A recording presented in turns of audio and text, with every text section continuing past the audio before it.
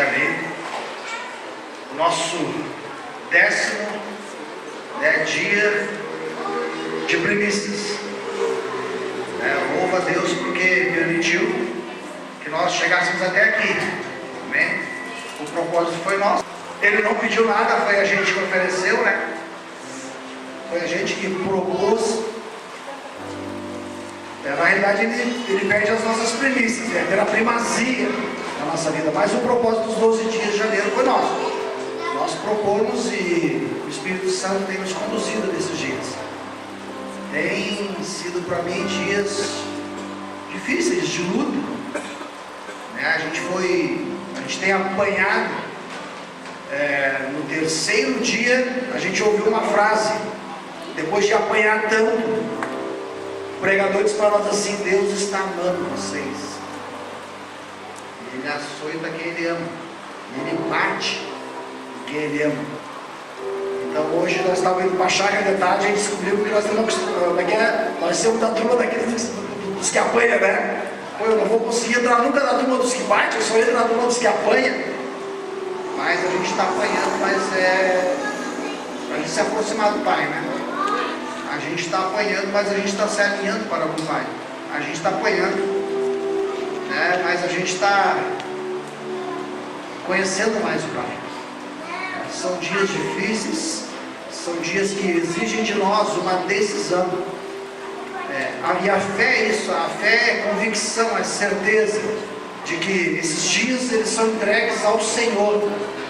Esses dias não são para o pastor Paulo. Esses dias não são para Ezequiel. A gente vai vir aqui porque Ezequiel vai estar cantando. Não. Esses dias são para o Senhor. São para o seu Espírito. São dias de, como é a nossa proposta, de perseverarmos na palavra. E durante esses 9 dias anteriores, Deus tem falado conosco profundamente através da sua palavra. Irmãos, cada um que vem aqui tem nos levado a um nível, sabe, de profundidade na palavra de Deus. Sabe, um dia ele revela, no outro ele confirma, aí no terceiro ele pergunta: quer que desenhe ou tá bom? E aí um dia a gente reconhece, se quebranta, se arrepende, aí no outro dia ele revela de novo, e tem sido assim dias tremendos. Eu tenho chegado em casa todos os dias à noite, impactado, surpreendido com aquilo que Deus tem feito. Eu sei que esses dias não são dias de multidão, porque para sacrificar, para renunciar, para se sujeitar, são poucos, né? O Senhor Jesus, ele nos dá uma dica, né? Há uma porta estreita e são poucos os que entram por ela. Aí ele diz assim: entrai por ela. É essa que tu tem que entrar. Entra, bora agora, entra por ela. Não, nem pensa na outra. Entra pela estreita. É difícil, é apertado, mas é o lugar que conduz à salvação. Se nós estamos preocupados com o destino das nossas almas, com a transformação da nossa vida, aquele homem corrupto, aquele homem, sabe, impuro, aquele homem mentiroso, aquele homem ladrão que existe em nós, sabe, ele seja enterrado todos os dias pelo batismo. A gente consiga enterrar ele todos os dias, porque tem muita gente que se batizou há 10 anos atrás e achou que o homem estava morto lá, esqueceu que ele era bom de nada, ele era bom de apneia, e ele continua todos os dias tentando superar o homem espiritual que há em nós. São dias de nós fortalecermos o homem espiritual, são dias de nós fortalecermos o nosso espírito, tanto que são 12 dias onde a gente tem a possibilidade de jejuar, ou seja, lutarmos contra a nossa própria carne, dizemos para a nossa carne: tu não é o mais importante aqui, sabe, tu não é o mais importante aqui, o mais importante aqui é o Espírito, e esses dias são do Espírito, são dias de alimentar o Espírito, de fortalecer o Espírito. Paulo fala que quando nós estamos em Cristo, nós somos um Espírito com Ele, sabe, eu tenho me sentido assim com o Senhor, um cuidado, sabe, um trato de Deus. né? O pastor estava lá em casa agora, ele disse assim, desceu lá do quarto onde ele estava, assim, esse cara estava cheirando a meia dele. É meio estranho falar isso, né? Que loucura, ficar cheirando a meia dele. Mas ele estava dizendo assim, eu estava tendo um tempo de intimidade com o Senhor. Cara, eu estava dedicando um tempo a Ele, eu estava me rendendo a Ele, eu estava me inclinando a Ele, eu estava honrando Ele, sabe? Eu estava com Ele. Eu estava com Ele. São 12 dias da gente estar com Ele. Sabe, são 12 dias de perseverar na Sua palavra, são 12 dias de nós estarmos em comunhão, nós estarmos partindo o pão. Partindo o pão por quê? Para nós trazermos a memória, a coisa mais importante que nos traz neste lugar, que foi a obra redentora e justificadora, que é uma reunião centrada em Cristo, na Sua obra, não em pessoas, não em pastores, não em modelos, sabe, não em eventos, mas centrada em Cristo, na Sua obra. E todos os dias nós temos partido o pão para quê? Para que não caia no esquecimento tão grande amor manifestado por Cristo a nós, a ponto de Ele entregar seu único Filho por amor a nós. Paulo fala em Romanos 5:8 que Deus prova o seu amor para conosco pelo fato de que Jesus Cristo, tendo morrido naquela cruz, éramos nós ainda pecadores. Então Ele não morreu pelos santos, Ele não morreu pelos evangélicos, Ele não morreu pelos cristãos, Ele morreu por toda a humanidade. Então, como filhos de Deus, perseverando na palavra, perseverando na comunhão, no partir do pão e nas orações, sabe, eu tenho compartilhado com alguns irmãos, eu não preciso de homens para tomar chimarrão comigo, eu não preciso de homens para comer churrasco, cara. Se eu fizer uma fumaça em casa e abrir o portão, vai entrar gente. Se eu fizer um chimarrão e sentar numa praça, eu vou fazer uma rodinha. Eu preciso de homens que orem comigo, que dobrem o joelho, que gastem tempo em oração comigo. Agora, uma coisa eu tenho certeza, esses que gastam tempo em oração comigo, esses vão tomar chimarrão comigo, esses vão comer churrasco comigo. Porque o principal, irmãos, não é o chimarrão, não é o churrasco, o principal é a oração, é a vida de oração, é o alinhamento que o Senhor nos dá na vida de oração. Amém? E é isso que nós estamos entregando para o Senhor. É como se nós estivéssemos queimando esses dias. 10º dia queimando. Nós somos esse combustível, queimando na casa do Senhor. Agora, isso é para nós vivermos 12 dias na bênção, pastor Flávio? Não. Pastor Josué, isso é para nós queimarmos 12 meses. Nós estamos oferecendo 12 dias para termos de volta 12 meses. Não, nós estamos oferecendo 12 dias para que o Espírito Santo nos tome de uma maneira sobrenatural e nos conduza em mais 12 meses queimando.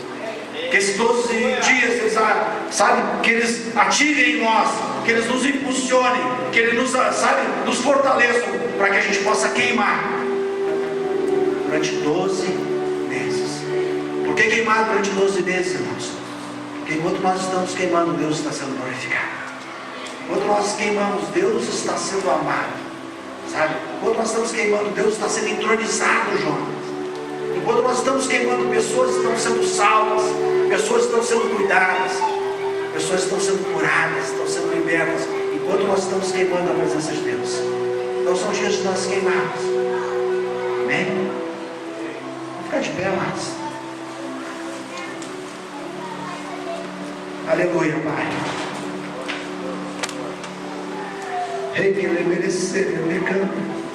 Calabatiuri, calabatiari, calabalamanacere, decanta, calabalamanacere.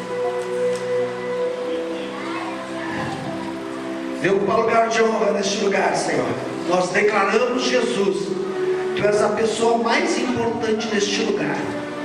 A Ti toda a honra, toda a glória, todo louvor, toda adoração, todo o coração prostrado na Tua presença, declarando que Tu és Rei dos reis e Senhor dos senhores.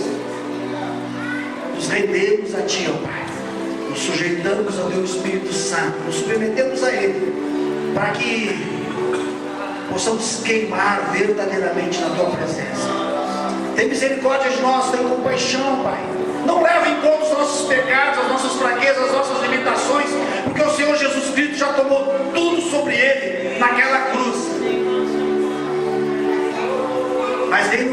remir, vem nos redimir, vem nos justificar, Senhor. Mas essa noite, Pai, vem nos encontrar neste lugar com o coração contrito, coração quebrantado, arrependido. Tem compaixão de nós, Senhor. Perdoa-nos, ó Pai. Que teu perdão nos alcance essa noite, Pai. Que teu perdão nos alcance essa noite, Senhor. E assim vemos ser encontrados neste lugar como homens e mulheres segundo o teu coração, Pai. Devemos ser encontrados neste lugar como homens e mulheres, Pai, que te adorem em espírito e em verdade, Senhor. Homens e mulheres zelosos para com os teus princípios, para com a tua palavra, Senhor. E de boas obras, Pai. Homens e mulheres, Pai, que estejam rendidos, Pai, que estejam dispostos, Senhor, a sacrificar, Senhor, que estejam dispostos a renunciar, Senhor, para encontrar um lugar em Ti, Senhor, para estar escondido com Cristo em Ti, ó Pai. Toma nossa mente cativamente de Cristo, Pai, o nosso coração ao Teu coração, Senhor. Vem fluir neste lugar, Senhor. Sopra, Senhor, neste lugar de maneira poderosa, Senhor. Continua, Senhor. Continua, Senhor. A boa obra que Tu iniciastes, Pai, nas nossas vidas, desde o dia 1º, Senhor. Nos fortalecendo, Pai. Nos alinhando, Senhor. Nos alicerçando em Cristo Jesus, que é a rocha da nossa salvação, Pai. Nos tornando, Senhor, cada dia mais parecidos com Ele, Senhor. Para que Tu cresça e nós venhamos a diminuir, Senhor. Toma a direção, Pai. Seja feita a Tua vontade neste lugar, Senhor, como ela é no céu, Senhor. Para que venhamos alcançar um lugar de entendimento, Pai, de discernimento, de compreensão, Pai, a respeito do Teu propósito para as nossas vidas, Pai. Eis-nos aqui, ó Pai. Eis-nos aqui, Senhor. Vem nos ensinar essa noite, Pai. Vem nos repreender, Senhor. Vem nos corrigir, Senhor. Vem nos amoldar, Senhor. Vem nos fazer um vaso novo, Pai. Tens liberdade neste lugar, Espírito Santo. Porque nada pode ficar oculto, Senhor, na Tua presença, Senhor. Neste lugar onde Tu consegues discernir, Pai, a intenção do nosso coração. Traz as claras, Senhor, a intenção do nosso coração nesses dias, ó Pai. Traz as claras, nos ajuda, Senhor, nas nossas limitações, nos ajuda, Espírito Santo, nas áreas da nossa vida que nós somos limitados, que nós somos fracos, que nós temos dificuldade, que nós lutamos no dia a dia. Vem nos revestir com a Tua santa armadura, vem nos selar com o Teu Santo Espírito, Pai.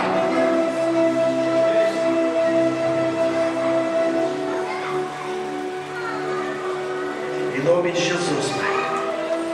Em nome de Jesus. Vem neste lugar, Senhor. Vem neste lugar, Pai. Dê o Teu reino, Senhor, neste lugar. O Teu reino perpétuo e inabalável, Senhor. Vem ser adorado neste lugar, Pai. Vem ser amado neste lugar, Senhor. Vem ser entronizado em meus louvores, Pai. Vem, Jesus. Vem, Senhor. Vem, Pai. O universo chora, o sol se apagou, a missa do Salvador, seu corpo lá na cruz, seu sangue derramou, o peso do pecado em mim levou.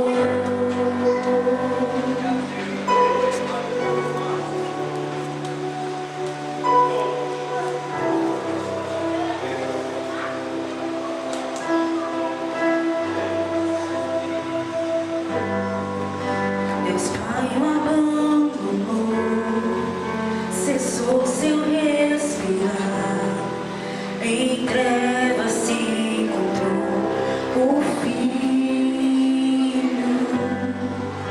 A guerra começou, a morte enfrentou, todo o poder das trevas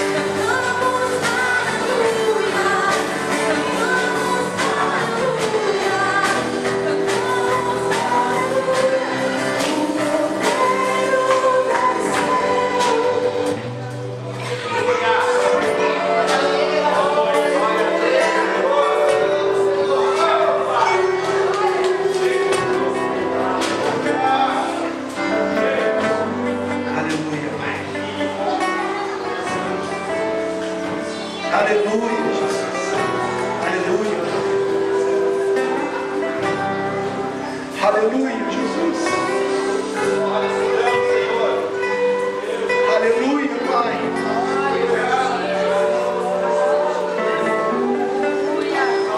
Aleluia, Senhor.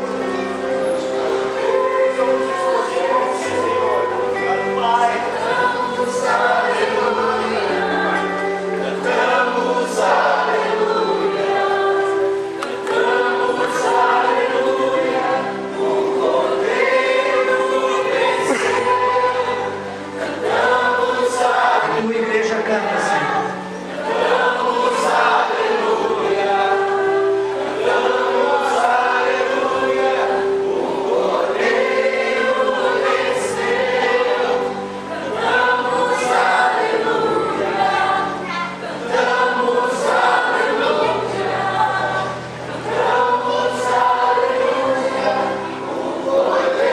A tua cidade canta, Senhor. A cidade de Pelotas canta, Pai.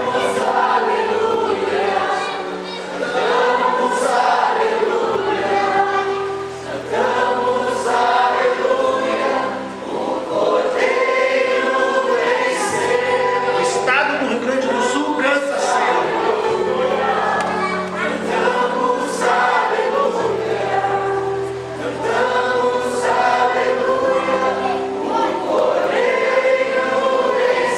A nação brasileira canta, Senhor.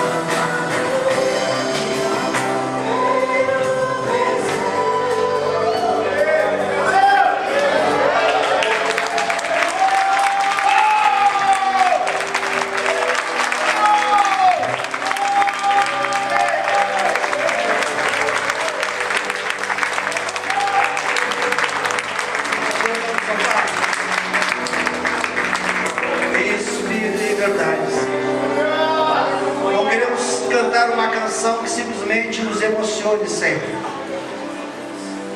Mas estamos convictos, Senhor, pela fé que nós temos no Teu Filho Jesus Cristo. Se Ele venceu, nós também venceremos. Se Ele ressuscitou, nós também ressuscitaremos, Senhor. Mesmo que eu não morra, se eu creio nele assim como diz as Escrituras, eu viverei. Nós somos a Tua boca nessa cidade, Senhor. Nós somos os Teus pés, os Teus braços. Nós somos o corpo que se movimenta em amor nessa cidade. O corpo a qual Jesus Cristo é o cabeça. Amém? Amém, Jesus. Você pode sentar.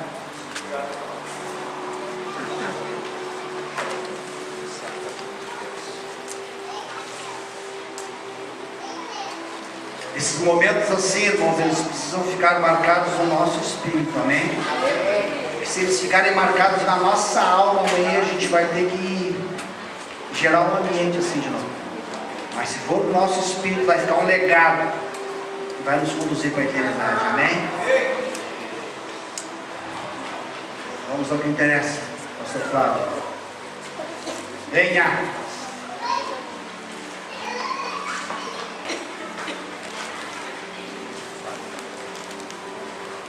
Nós somos poucos aqui, mas eu creio que o Reino do Espírito nós representamos esta cidade, amém? Eu creio que a nossa adoração é a adoração da cidade de Pelotas, é a adoração da igreja de Pelotas, neste lugar. Estenda a sua mão para cá, Pai, em nome de Jesus. Especial, Pai, nesse momento da ministração da Tua palavra, colocamos o pastor Flávio na Tua presença, que possa sondar coração, alma e mente, para esquadrinhar as profundezas do coração deles, Ele possa repartir conosco, Senhor, aquilo que Tu tens colocado no coração dele, Ele possa testemunhar daquilo que Tu tens feito na vida dele e das áreas que Tu tens usado ele, Senhor. Não queremos apenas conhecimento, Senhor, queremos experiências de vida contigo, Senhor. Precisamos declarar, Senhor, que nós estamos nos tornando parecidos com Cristo. Que Teu Espírito Santo, Pai, possa manifestar essa noite tudo aquilo que tem de Cristo na vida do pastor Flávio, e que ele pregue com a sua vida, Senhor. Não com eloquência de palavra, mas no poder do Espírito. Toma ele de maneira sobrenatural, Senhor. Vai nos conduzir, Espírito Santo de Deus, a um lugar escondido com Cristo, em Deus, um lugar de entendimento, sabedoria, para o louvor do Teu santo nome, Senhor, para que Cristo seja formado em nós. Amém?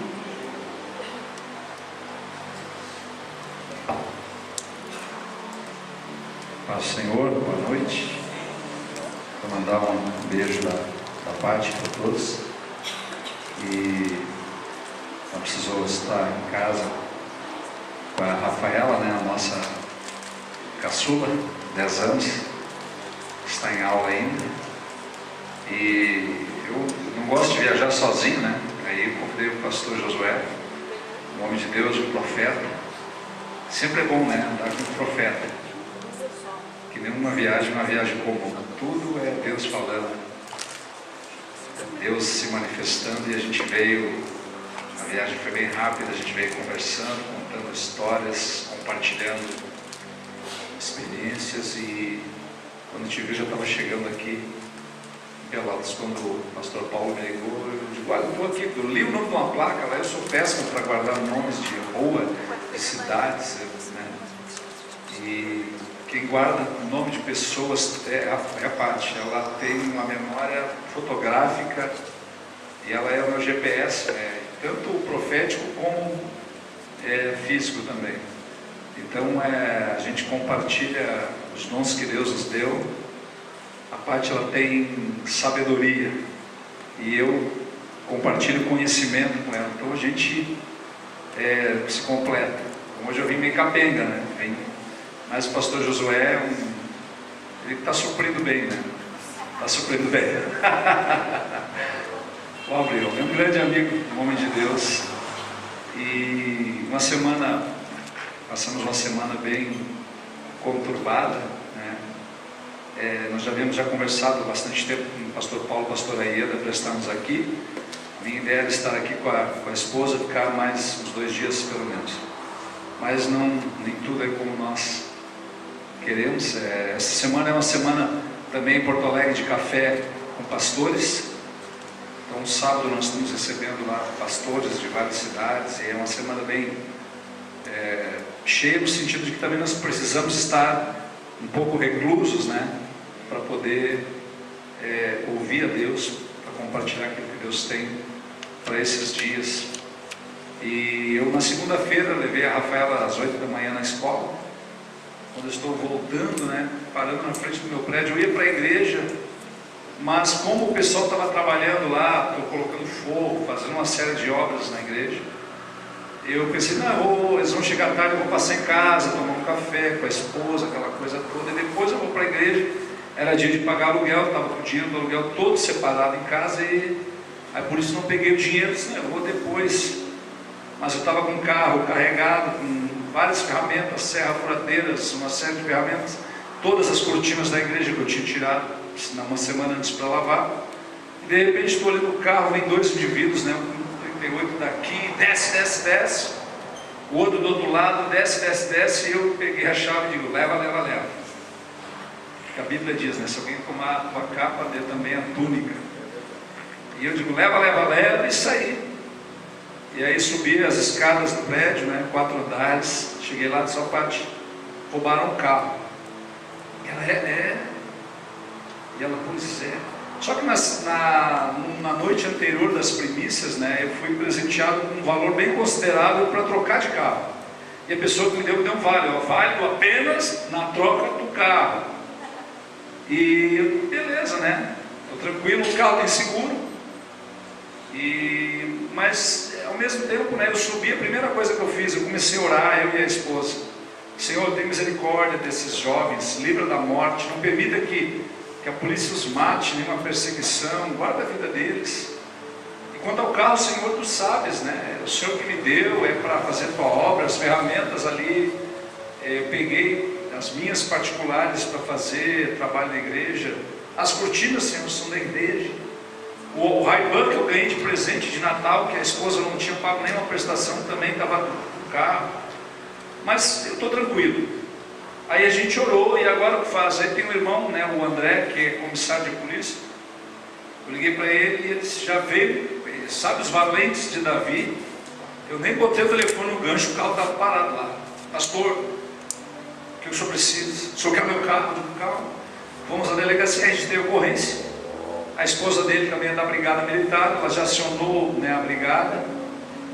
E eu fui fazer o que eu tinha que fazer, fui para a igreja trabalhar, estou eu lá virando cimento, massa, todo empoeirado, né? Estava lá disfarçado de diácono, e os irmãos preocupados, mandando mensagem, pastor, o senhor não está vendo? Eu digo, vendo o quê? O carro. Eu digo, deixa, eu estou aqui. Mas pastor, o que deu? Não sei, deixa. E eu fiquei ali na igreja até o dia todo, fazendo aquilo que eu havia disposto no coração. E aí eram umas 8h30, né, liga alguém, eu lembro um telefone celular estranho, e a pessoa do outro lado diz, alô, quem fala? E eu digo, quem você quer? Eu estava meio desconfiado, digo, vai que alguém pedindo o resgate. O senhor é proprietário do Ideia Prata? Assim, sim. Nós encontramos, o carro está aqui, fechado, perfeito, não tem nenhum arranhão, não tem nada, né, está com alarme acionado e tal, nós vamos recolher para a delegacia e tal. O senhor pode vir aqui e tal. Eu digo, ok. Aí liguei mais uma vez para o André. Quando eu pensei que o André estava saindo de casa, ele veio com a viatura, porque ele é policial civil, ele fica com a viatura 24 horas, ele veio com a sirene tocando, pelo corredor de ônibus, chegou lá e me levou com a sirene tocando, eu apavorado, meu Deus. Chegamos antes do carro na delegacia, o guincho desceu, a gente já estava lá. Eu peguei a chave reserva, abri o carro, a primeira coisa que eu fiz, né? Botei a mão, meu óculos, aleluia. Olhei embaixo, o outro óculos, carrego dois, tem dois porta-óculos assim. Aí abri o porta-malas, ferramentas, tudo intacto, tudo certinho, o carro. E aí o pessoal desceu o carro e tal. A pessoa que atendeu, ela disse: olha, o carro acho que provavelmente vai passar por uma perícia, só amanhã. Daqui a pouco a delegada já liberou o carro na mesma hora. Resumindo, fui com o carro para casa, tudo intacto. Porque ao mesmo tempo que eu pensei, o carro tem seguro, porém nós pregamos, né, um Deus que é fiel, um Deus que guarda aqueles que são dizimistas, aqueles que são ofertantes. Eu tenho aprendido uma coisa com o meu pastor Luiz Emílio, ele tem nos ensinado que esmola é o dinheiro que não me faz falta, é aquele que eu carrego ali no porta-moedas do carro, onde eu paro na sinaleira, vem aquela pessoa e eu dou a moeda e abençoo aquela vida e já puxo um panfletinho de evangelização. Mas as pessoas, mas pastor, isso vai incentivar a droga, isso vai incentivar a miséria. A minha Bíblia fala no livro de Atos, capítulo 10, que havia um homem chamado Cornélio, que teve suas esmolas que chegaram até o céu, movendo a mão de Deus. Esse homem Cornélio, ele foi o primeiro homem da história a ser batizado no Espírito Santo, antes do batismo nas águas, e o Senhor ouviu as suas esmolas. Então quando nós liberamos essas esmolas, liberamos uma palavra para essas pessoas, e eu convido: meu filho, isso não é vida para você. Você quer que eu interne você num centro de recuperação? Alguns querem, muitos não, mas nós somos profetas, estamos profetizando. Então a esmola não me faz falta. Esse lugar aqui não é lugar de esmola. Quando nós éramos no sistema romano, nós levávamos moeda como se fosse esmola. Mas aí quando você casava, o sistema cobrava um bom dinheiro de você. Quando você batizava suas crianças, seus bebês, que não sabiam o que estava acontecendo, você pagava. Quando morria um familiar seu, você pagava. Quando você pagava. E aí a gente vem com a cultura romana e põe esmola. Não, esmolas é na sinaleira. Eu não deveria estar falando disso, não tem nada escrito, mas Deus sabe, Deus é bom. Oferta, ela tem que me doer no bolso. Tem que doer no bolso. Então eu tenho aprendido, eu dou esmolas. Isso, você pode dizer: já perdeu o galardão. Não perdi o galardão, porque eu estou ensinando alguém, estou ensinando você. Então enquanto eu não me sentei para ouvir, eu não pude me levantar para ensinar. Ofertas tem que doer. O dízimo é o mínimo que, se a minha justiça não exceder em muito a do fariseu, o dízimo é para os fracos, é o mínimo. Então quando eu vou dizimar, eu não faço muito cálculo, eu arredondo sempre para cima, porque eu estou profetizando que no mês que vem eu vou ganhar mais. Agora quando eu faço uma declaração de imposto de renda fraudulenta, eu diminuo, eu estou profetizando que no próximo ano eu vou ganhar menos. Quando eu arredondo o dízimo para menos, eu estou profetizando que no mês que vem eu vou ganhar menos. E depois não adianta reclamar, quando o salário é parcelado, quando o governo, quando isso ou quando aquilo. Tenho aprendido também que um dia dos 30 que eu ganho, eu tenho dado ao meu sacerdote, ao meu pastor. Pastor, mas não, isso não é um mandamento, eu tenho vivido isso. E eu tenho aprendido também as ofertas missionárias que nos enriquecem. Então ao mesmo tempo eu estava ali pensando: puxa, eu tenho seguro, talvez eu já ia vender mesmo o carro, e então, né? Eu digo: não, mas Deus automaticamente falou comigo: não, ninguém vai usufruir do trabalho, do fruto do teu trabalho. Não é assim. E eu disse: ok, Deus, então que seja devolvido. E o carro veio perfeito, nem a gasolina, a pessoa só pegou o carro, levou de um bairro ao outro que deixou ali. E mais, o policial que me atendeu, o rapaz, um jovem, eu vi que ele era um bom profissional, e ele estava ali, e eu estava perseguindo, nós estávamos filmando, ele me mostrou a filmagem, é esse aqui. Eu digo: olha, é quase certo que sim, não posso afirmar com certeza.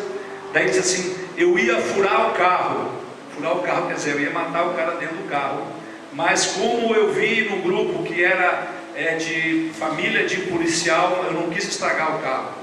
E ele perguntou para mim: o senhor tem seguro? Eu tenho. Ele disse: ah não, se eu soubesse eu tinha furado o carro. Ou seja, tinha matado aquele jovem que pela manhã eu orei. Aleluia, glória a Deus. Você sabe quem você é? Quantos nas nossas igrejas já foram ladrões? Quantos já foram perseguidos? Eu não gosto de contar meus testemunhos porque são vergonhosos, mas só vou contar um. Eu já fugi da polícia também. A diferença é que eles não me pegaram, porque se tivesse pegado talvez não teria uma outra história, mas eu fugi, eu fui mais rápido. Então a primeira coisa, Senhor, guarda esses jovens. E ali à noite eu já tive a resposta, que ele poderia ter matado aquele assaltante. E eu creio que ele vai se converter em nome de Jesus. Porque não é à toa deixar um carro intacto. E esse mesmo policial, na hora que ele foi embora, ele entrou na viatura, ele disse: vocês orem por mim, meu nome é tal, a minha vida está num caos. Ele disse: orem por mim. Esse é o papel da igreja. Esse é o papel da igreja. Misericórdia. É isso que nós precisamos, misericórdia. Essa noite eu quero falar um pouquinho sobre a noiva, sobre a igreja. Quero que você abra comigo no livro de Provérbios, capítulo 31. Não é culto para as mulheres, porque esse texto ele é lido nos cultos de mulheres, chá de mulheres, reunião das mulheres, mas isso aqui é uma reunião da igreja. A Bíblia, quando fala de mulher, fala da igreja. Quando fala-se de mulher na igreja, na Bíblia, estamos falando da igreja. E você e eu somos a igreja, a noiva apaixonada, a noiva desesperada. Aleluia. Esse Deus é maravilhoso, tremendo. Espírito Santo. Vem, Espírito Santo. Precisamos de Ti, Senhor. Precisamos de Ti, Senhor. Tira nosso coração de pedra, troca por um coração de carne. Tira a dureza do nosso coração, tira a indiferença do nosso coração. Quebranta-nos, Senhor. Restaura em nós o primeiro amor, Senhor, o verdadeiro, o único amor. Restaura, Senhor, o verdadeiro amor, a paixão pelos perdidos. Tu és maravilhoso, Tu és inefável, Tu és incomparável, Tu és indizível, Tu és único, Tu és o princípio, Tu és o fim, Tu és o alfa, Tu és o ômega, Tu és o cavaleiro do cavalo branco, Tu és aquele que venceu a morte e ressuscitou. Tu tens os olhos como chama de fogo, Teus cabelos brancos como a neve. Está cingido com um manto de sangue, em sua coxa está escrito: Rei dos reis e Senhor dos senhores. Estrela da manhã, Deus conosco. Ah, Jesus, ah, Jesus, Te amamos, Te exaltamos. Ninguém é maior do que Tu, Senhor, ninguém se compara a Ti. Ah, Jesus, ninguém se compara a Ti. Te amamos, Senhor, Te amamos, Te amamos, Jesus, Te amamos, Jesus, Te amamos, Jesus.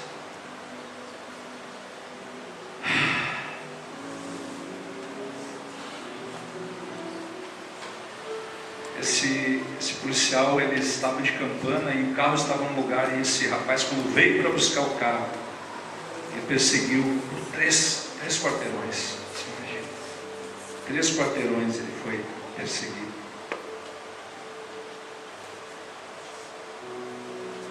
Em todo tempo Deus quer falar conosco, porque a gente, muitas vezes nós culpamos o diabo. O diabo não faz nada que Deus não permita, ele não tem nem chave da casa dele. E muitas vezes as pessoas, elas não vêm à igreja, e o pastor gosta de ver a igreja cheia, mas mais do que a igreja cheia, o pastor gosta de ver as pessoas cheias de Deus.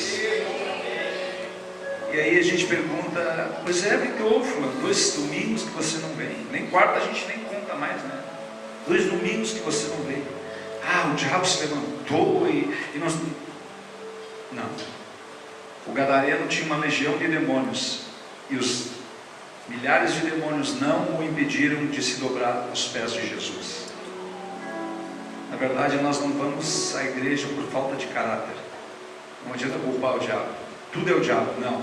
O diabo não se governa. Ele não manda nele mesmo. Tudo é permissão de Deus. Em todo tempo Deus quer falar conosco. Ou está nos provando, ou está nos tratando, ou está nos disciplinando. Disciplina é para filhos desobedientes, mas o ensino é para filhos prudentes. Quando você chega a ser disciplinado, é porque você não ouviu a instrução. Então Deus, ele nos prova. O diabo nos tenta, mas na maioria das vezes é a nossa própria concupiscência, os nossos olhos que cobiçam aquilo que nós não podemos, não devemos ter. E essa cobiça nos leva ao pecado, e o pecado nos leva para a morte. Aleluia. Mas vamos falar da igreja. Provérbios de número 31, provavelmente foi escrito para Salomão.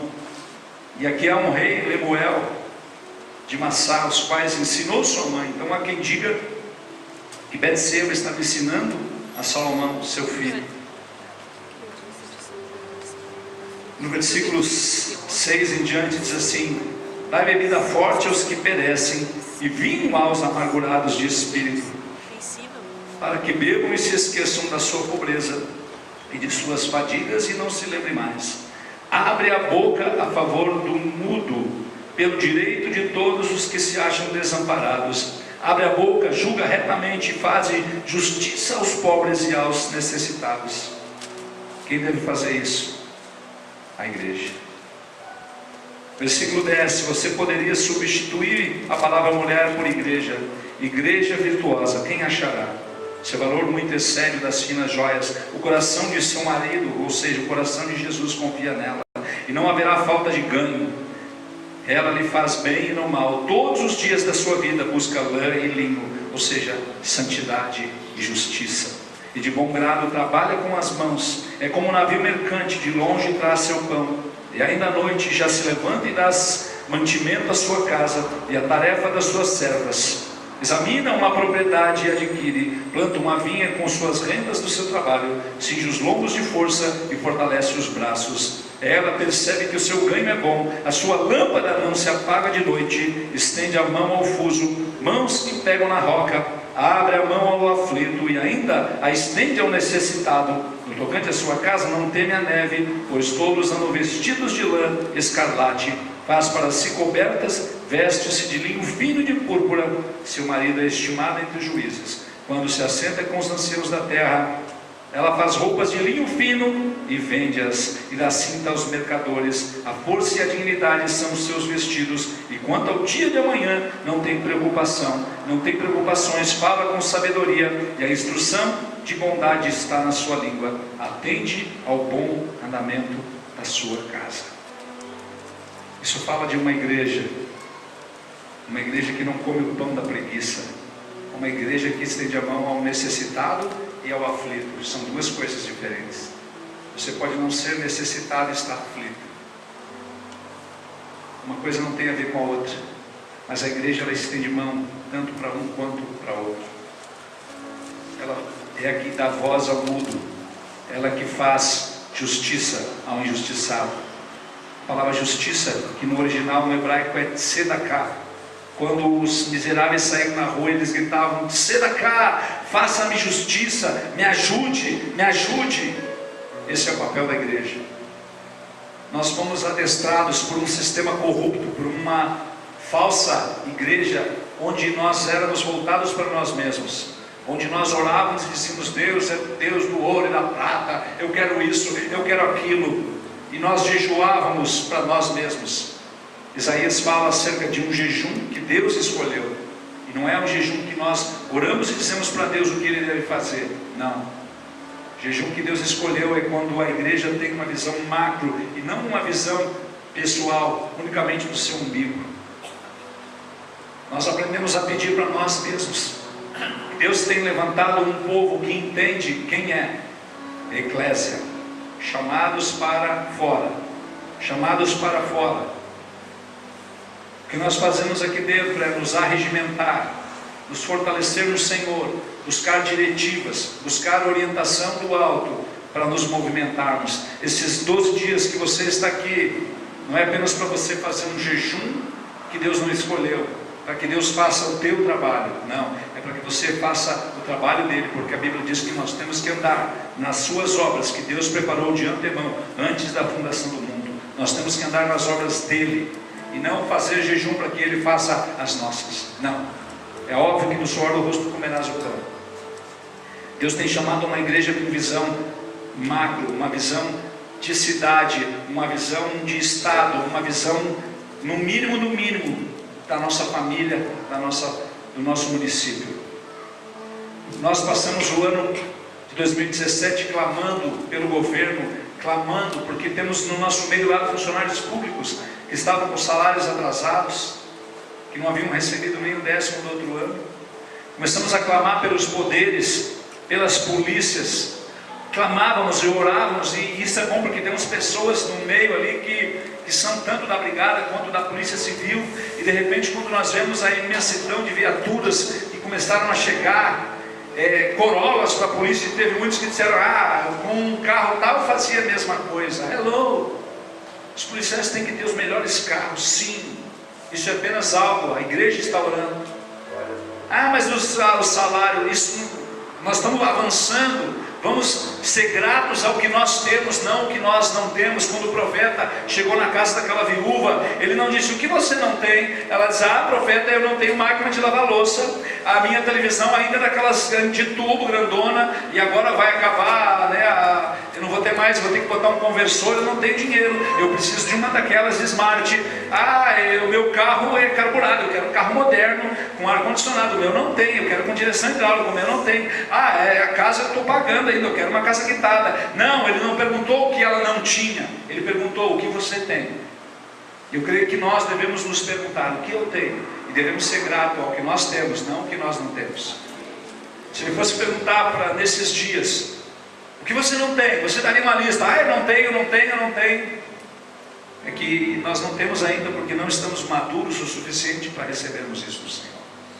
Porque quando começaram a vir as modernidades, há uns 30 anos atrás, as pessoas não tinham micro-ondas, e eu viajava muito para os Estados Unidos. Eu chegava lá, eu ficava no hotel, eu ligava a TV, era 80 canais, uau, nós só temos 4, 5, e aí era micro-onda, era não sei o que, e essas coisas começaram a chegar no Brasil, e todo mundo, agora a minha esposa, ela vai ter uma máquina de lavar, e vai sobrar mais tempo para ficar com as crianças, agora vai ter um micro-ondas, ela não vai precisar mais deixar o peixe em cima da geladeira fedendo a manhã inteira, ela bota em 5 minutos, agora vai ter lava-louça, agora vai ter não sei o que, e agora ela vai ter mais tempo.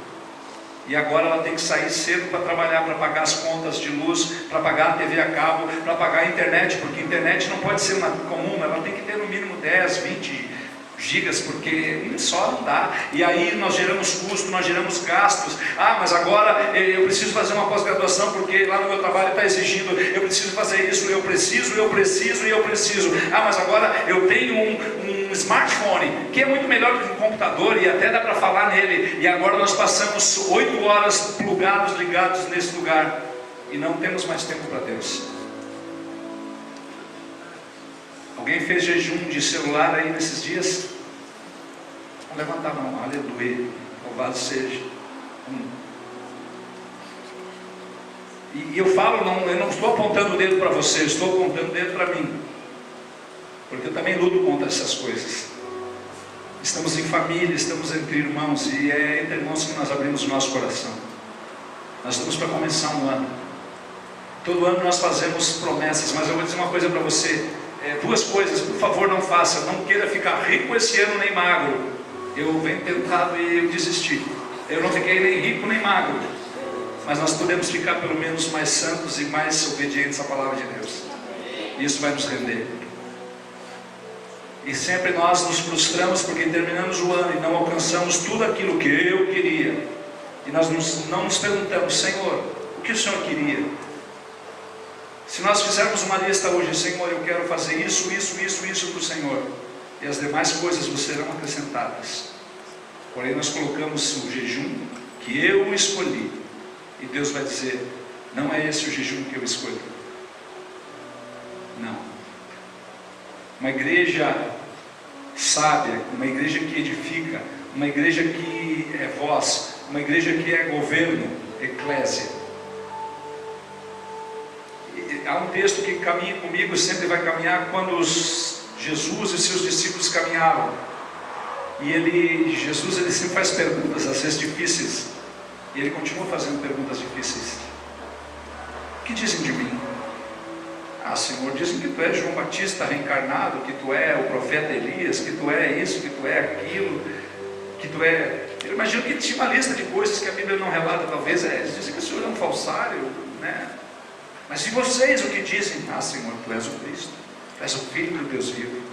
Ah, Pedro, tu és uma pedrinha, mas sobre essa grande rocha, sobre esta revelação, eu edificarei a minha igreja, eu edificarei a eclésia. A palavra eclésia é muito mais do que um prédio com uma pequena cruz em cima, com um sino. Se nós fôssemos aqui, nos dado numa folha de papel e um lápis, desenhe uma igreja, todos faríamos aquele prédiozinho, um triângulozinho e uma cruz em cima, e seria essa a nossa ideia de igreja. Parece que os anos passaram e nós ainda não entendemos que nós somos igreja. E a palavra eclésia significa chamados para fora, significa governo de Deus. Eclésia era uma palavra grega que denominava um governo de homens, de sabedoria, de entendimento, homens que determinavam leis, determinavam estatutos e que também determinavam sanções, punições aos desobedientes. Homens de governo. Jesus estava dizendo: vocês são o governo, e as portas do inferno não prevalecerão contra a eclésia. E nós achávamos que as portas do inferno iam correr contra a igreja, e elas não vão prevalecer contra nós. Não, portas são armas de defesa, não armas de ataque. Ou seja, se é uma porta que não tem chave e elas não prevalecem, portas não se movem. Quem vai até essa porta e pedala, mete o pé. Quando era criança a gente gostava de dizer assim, dá uma voadeira na porta. A igreja vai, a eclésia dá uma voadeira na porta do inferno e nós vamos saquear em nome de Jesus. Quem achará uma igreja sábia, uma igreja que entende? Fomos adestrados para pedir para nós. Nunca olhamos para a cidade. Por que você está aqui nessa cidade? Muitos que não são daqui. Há um propósito. E eu saí ali na rua, fui pegar minha garrafinha d'água, eu parei na esquina e comecei a olhar. Eu comecei a orar: Senhor, restitui essa cidade. Uma cidade que foi tão próspera, indústrias, fábricas, comércios, e hoje nós andamos, parece uma cidade fantasma. De quem é a culpa? Ah, é do governo tal. Ah, é do governo tal. Não, é do governo eclesiástico, o governo da eclésia. Por quê? Porque nós não entendemos o que Deus estava nos dando. Perdemos o boom econômico do Brasil. Momento de explosão ali entre o ano de 2010 ao ano de 2015. Os irmãos trocaram de carro, os irmãos começaram a fazer isso, os irmãos começaram a viajar, os irmãos começaram a prosperar.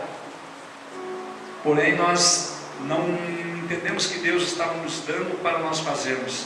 E nós achávamos que é porque nós éramos bons, porque nós éramos abençoados. Afinal de contas eu frequento uma igreja, então é meu, eu sou filho. E nós perdemos a visitação. E agora, pastor, o que nós fazemos? Vamos começar de novo. Mas o que nós não podemos fazer é como Saul. Saul foi ungido por Deus, estabelecido por Deus. Havia um governo de Deus sobre Saul, mas ele se apegou mais ao trono do que ao reino, e ele perdeu. A alegria do reino é o rei, e a alegria do rei é o reino. Ele não entendeu.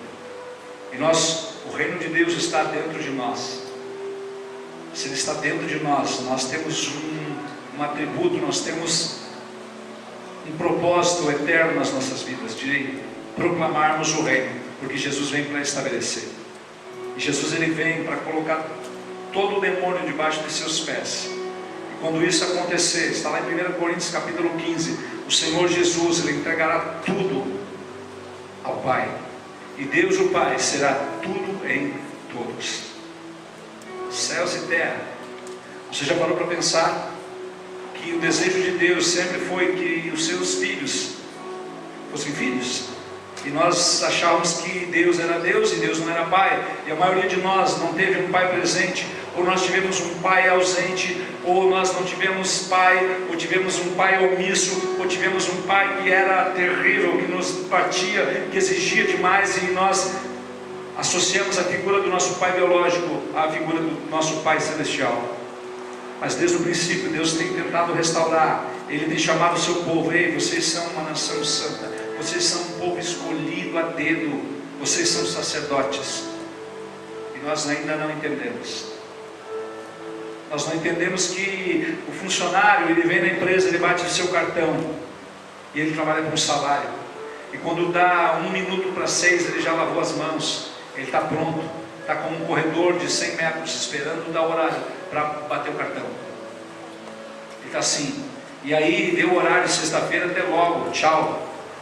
Ficou a luz acesa, azar. Mas o filho, não, o filho está ali. Ele vai lá, puxa, deixando a torneira ligada, vou fechar. O lixo no chão.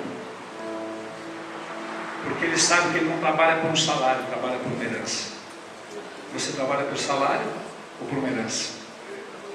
Você é filho. Você é filho, co-herdeiro com Cristo. A igreja precisa saber quem ela é. Para que você frequenta uma igreja? Para ser abençoado? Quem sabe Deus não te chamou para você ser bênção? Porque Deus chama para Abraão: Abraão, anda na minha presença, ser tu uma bênção. Abraão não entendeu no princípio. Ele chega num lugar, ele chega em Pelotas e ele vê muitos prédios abandonados, e ele vê que tem um desemprego, e aí ele sabe que no Rio Grande também tem muito mais desemprego ainda. E aí o que Abraão faz? Abraão, eu vou para Porto Alegre, tchau, trilegal. Mas ele deveria ser bênção em Canaã.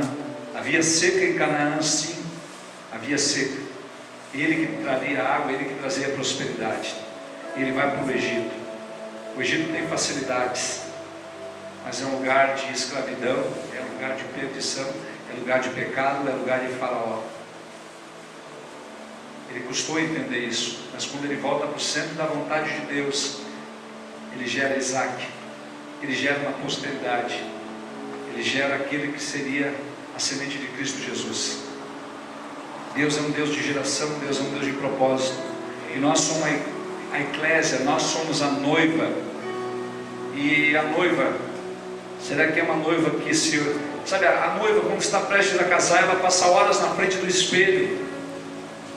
Será que nós temos passado na frente do espelho? Porque a igreja tem passado mais tempo na janela. Na janela eu cuido da vida dos outros, do espelho eu olho para mim mesmo. A noiva precisa estar na frente do espelho, não na janela. O problema de Davi foi, em tempos de guerra, estar em casa, na janela. Se ele estivesse na frente do espelho, ele vê: opa, eu sou muito novo para estar em casa, eu vou para a guerra. A noiva, ela só pensa no dia das bodas. A noiva, ela só quer estar perfumada, arrumada, e ela vai ver vestido, e ela mede, e ela quer emagrecer. Será que nós temos jejuado o bastante? Será que nós estamos fazendo o que as noivas deveriam fazer? Contar os dias? Será? Não. Nós esperamos semana após semana. Está na hora, vamos lá. Onde está a paixão? Onde está aquele desespero santo? O que Deus vai fazer? O que Deus vai falar?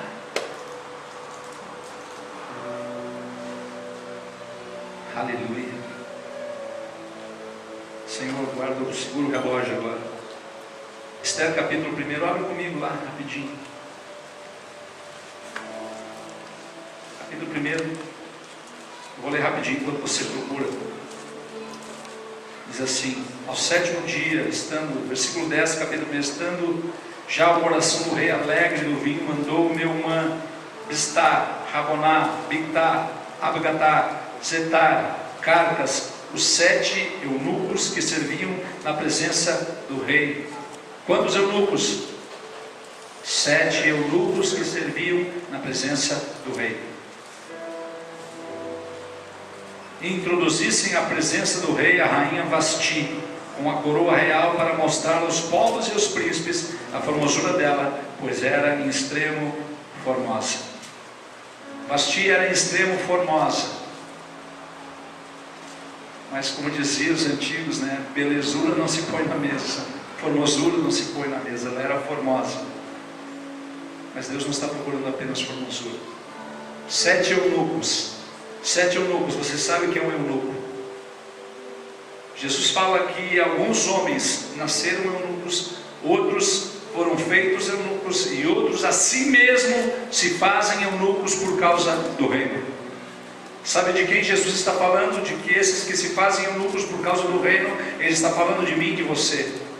Porque eunucos são homens desprovidos da capacidade reprodutiva, são homens que não fazem projetos, eu vou pegar isso aqui para os meus filhos, eu vou adquirir para os meus filhos. Não, eles trabalham em prol do rei, para introduzir a noiva santa, perfumada, não apenas formosa, perante o rei.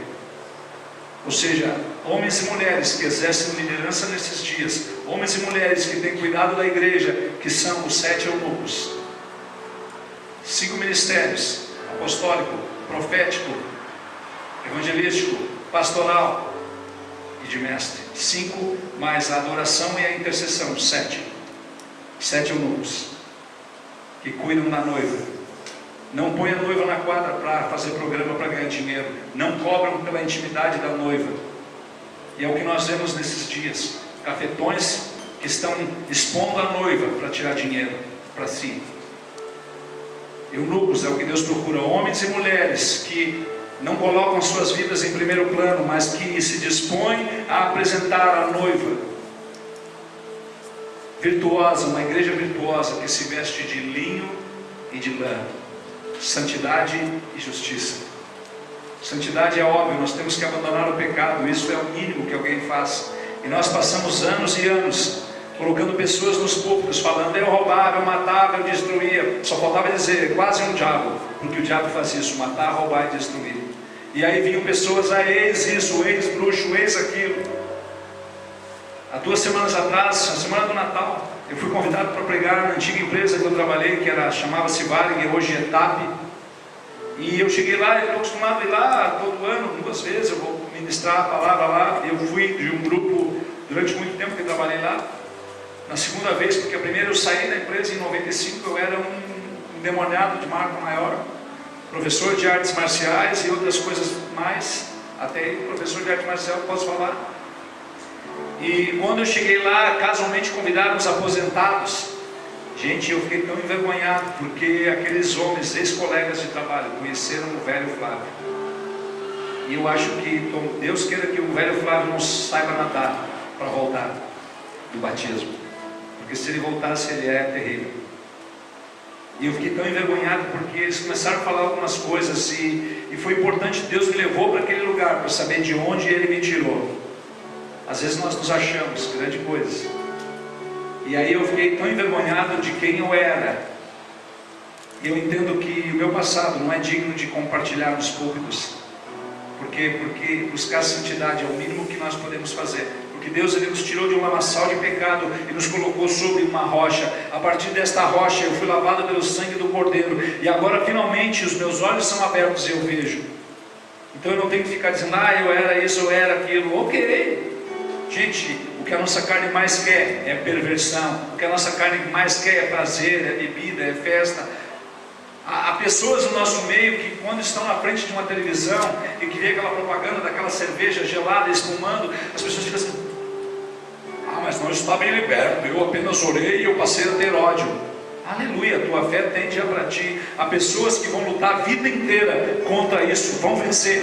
É pecado dizer que sentem-se atraídas? Não, o pecado é cometer as coisas.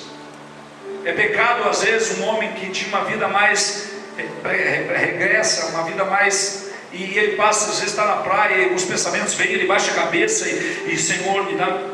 Não é problema em alguém lutar contra isso. Vai ter pessoas que vão lutar contra isso e vão vencer. O grande problema é quando nós... eu venci, eu sou o cara. Aquele que pensa está de pé, cuide para não cair. Então melhor enquanto sou fraco é que sou forte. Então não há problema de eu e vocês entendermos que no nosso passado esse velho homem pecaminoso, abandonar isso é o mínimo que um crente deveria fazer. O grande problema é que hoje nós estamos indo para o Facebook, para o WhatsApp, debater o que pode e o que não pode. A música do mundo, não tem problema, a música do mundo, mal é o que sai, não o que entra. E aí nós começamos a argumentar, enquanto nós deveríamos estar falando acerca das Escrituras, nós começamos a dar concessão.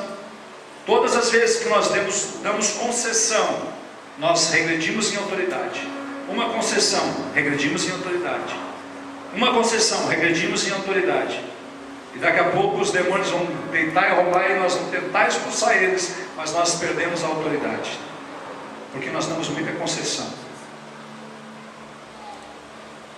A gente, quando o casal quer ver TV, certo horário, e aí começa a dar uma cena, fulaninha, vai pra cama.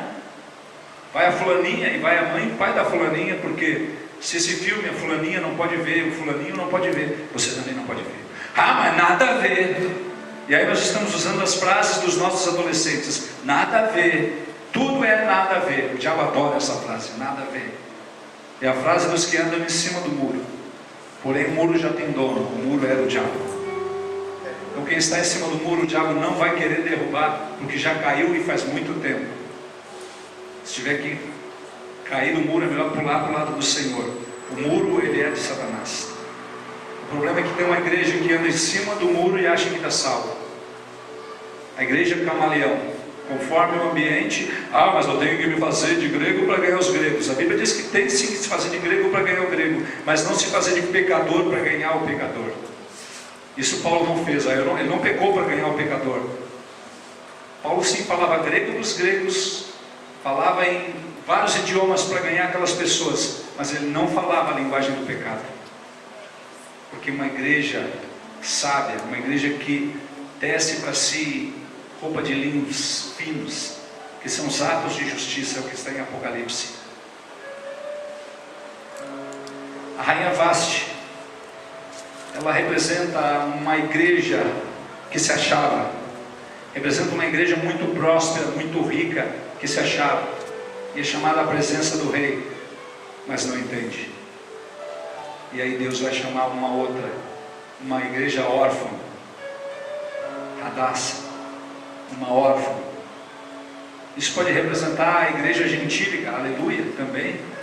E você conhece a história dessa mulher, uma menina virgem. Ela é escolhida, obviamente, por Deus, e os eunucos que cuidavam do harém das mulheres, e quando ele vê aquela moça, ele se apressa em dar a ela os ungüentos, os óleos, porque ele viu algo nela. E ela começa a ser preparada por 12 meses, e quando ela vai comparecer na presença do rei, ao contrário das outras, as outras, eu quero um sapato assim, daí elas iam para a loja de sapato, elas ficavam o dia inteiro, baixavam todos os sapatos reais de Assuero, das lojas de Assuero, e não escolhiam nenhum, né? O vendedor tinha que guardar tudo. A Esther, ela foi mais sábia, ela levou o eunuco na loja de sapatos. Qual que eu escolho? Escolhe aquele ali, o azulzinho clarinho, que ele gosta de cores mais neutras. Moço, me dá aquele. E vestido o quê? E ela chamou o eunuco, qual vestido? Aquele ali que é mais discreto. O rei é muito discreto, me dá esse. E joia, pequenas joias. O rei, ele não gosta muito de coisas espalhafatosas. E as outras foram para Scarpini, foram para cá, para lá, e começaram a comprar, baixa isso, e elas chegaram, parecia aquelas mulheres das escolas de samba, cheias de penduricos, e o rei olhava para aquilo. Porém, essa moça que consultou quem deveria consultar, ela chega na presença do rei. Uau! Linda! Maravilhosa! Noiva minha, preferida minha. Vem pra cá. Nunca mais se apaixonou. E ainda assim ela foi provada. Ela foi provada porque o conforto do palácio, agora ela deixava de ser uma igreja de vila pobre, e agora é uma igreja de classe média. Agora ela começava a ter recursos, agora ela começava a ter som, a igreja que começou a ter mais bênçãos, e agora até o pastor já estava viajando, já estava, e essa igreja, ela começou a olhar só para o lado de dentro, precisamos reformar, precisamos trocar, precisamos, e havia uma sentença de morte lá fora. onde Amã havia feito uma sentença de matar todos os judeus, porque enquanto ela estava deslumbrada com o palácio, lá fora, Amã, inimigo do povo de Deus, ele fala para o rei Assuero: o majestade, o senhor sabia que tem um povo aí que eles não se misturam, tem um povo que não gosta de encher a cara, tem um povo que não gosta de festeirê, tem um povo que não mente, tem um povo honesto, tem um povo que é todo mundo honesto, é um povo bacana, mas assim, eles têm lá Deus deles, e eu quero matar todos, tá bom? Tá bom, vai, mata. Posso mesmo, ele pode. Toma o meu anel e carimba o selo. Ele faz isso. E agora aquela igreja tão bacana, ela não percebeu que lá fora o crack, as drogas estavam matando todo mundo. Estava tão bom do lado de Deus. Temos até ar-condicionado. Aí lá fora, às vezes a gente até ora por eles. Mas quando ela se dá conta, ela vê o seu tio com roupas de pano de saco, Mordecai na porta, todo rasgado, com cinza na cabeça. Ela, ué, o que o tio está fazendo? E aí as moças, os jovens que assistiam perante a rainha, foram lá: São Mordecai, o que aconteceu? Vocês não sabem? Como assim? Há uma sentença, todo o nosso povo vai ser exterminado. E essas jovens vão lá e contam para a rainha, e ela se desespera, e ela começa a jejuar 3 dias, 3 noites, ela não come, ela não bebe água, e o rei não chamava ela por um certo tempo, sabe? Aquela presença de Deus dentro da igreja havia sumido, havia cessado, estavam todos na alma, Deus não estava mais vindo. E ela se dá conta, ela começa a jejuar, não para fazer a sua vontade, mas ela começa a jejuar por uma causa macro, por uma cidade, por um povo. Ela tira os olhos dela mesma, e agora ela começa a olhar para a rua. Finalmente ela acorda. E aí ela se aproxima do rei. O rei não tinha chamado ela, mas ela pensa: eu não importo, se morrer, morri. E aí ela chega perto do rei. Deus deu uma graça maravilhosa para ela, porque 3 dias sem água e sem comida, ela não estava desfigurada. Havia sobre o seu rosto uma presença de Deus. E quando o rei olha para ela: minha linda, ele estende o cetro, pede até a metade do meu reino e eu te dou. E ela conta: meu rei, é que assim, assim, assim. E agora o que eu faço? Eu já liberei um edito, eu não posso voltar atrás. E eles buscam de Deus uma direção, e eles permitem que o povo judeu se defenda. Você conhece a história? Eles massacraram seus oponentes. E Amã, esse inimigo do povo, ele foi enforcado em praça pública. Você conhece a história? Quando Mordecai, quando o rei chama aquele homem: o que você faz para alguém que você quer honrar? E o Amã estocou o peito: eu levaria num cavalo branco, o cavalo do rei, umas roupas do rei, um anel do rei, e levaria por toda a cidade. E o rei disse: Amã, claro, ok, então pegue Mordecai e faça isso. Ele faz isso, e ele sai com Mordecai por toda a cidade desfilando. Ou seja, homens e mulheres que se põem na porta clamando, não por si, mas pelo povo. Homens que se preocupam com o macro, com o povo, sim, vão ser honrados. Honrados por Deus, não, talvez pelos homens não, mas por Deus sim. E esse homem, Amã, ele é enforcado. Do mesmo jeito que Saddam Hussein, a mesma cidade, do mesmo povo, Saddam Hussein foi enforcado como Amã, porque se levantou contra o povo de Deus, contra Jerusalém, contra Israel. Mas isso é uma outra história.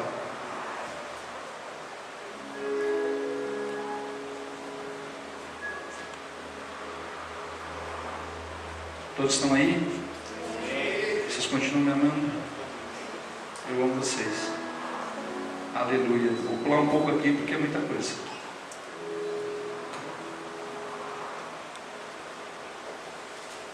Meu Deus, tem muita coisa aqui, mas vamos ter que passar.